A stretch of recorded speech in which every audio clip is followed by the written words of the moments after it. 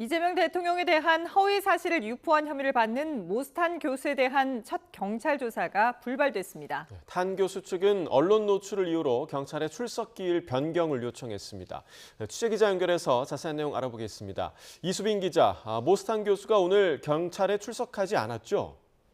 네, 그렇습니다. 오늘 오전 10시 모스탄 교수에 대한 경찰의 첫 피의자 조사가 예정돼 있었지만 결국 이뤄지지 않았습니다. 탄 교수는 사진 한 장이라도 찍힐 가능성이 있으면 출석하지 않겠다는 뜻을 경찰에 전한 것으로 파악됐습니다. 이후 탄 교수 측은 경찰이 개인정보 보호 조치를 이행하지 않았다며 출석 기일 변경 요청서를 제출한 것으로 확인됐습니다. 언론에 출석 장면이 노출되는 상황에 반발한 겁니다.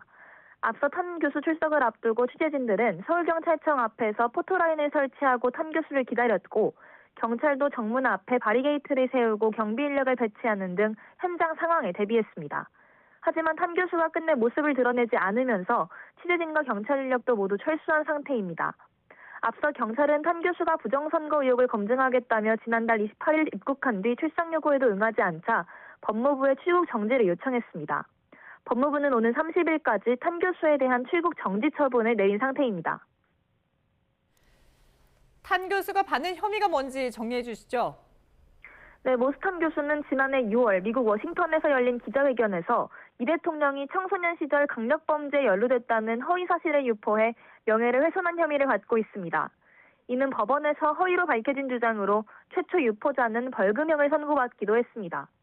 경찰은 당시 기자회견 발언이 SNS 등을 통해 국내로 전파된 점에 주목해 정보통신망법상 명예훼손 혐의를 중심으로 수사를 진행하고 있습니다. 앞서 경찰은 지난 4월 허위사실 적시 명예훼손 혐의로 고발된 탄 교수 사건을 공소권 없음으로 판단해 불송치했습니다.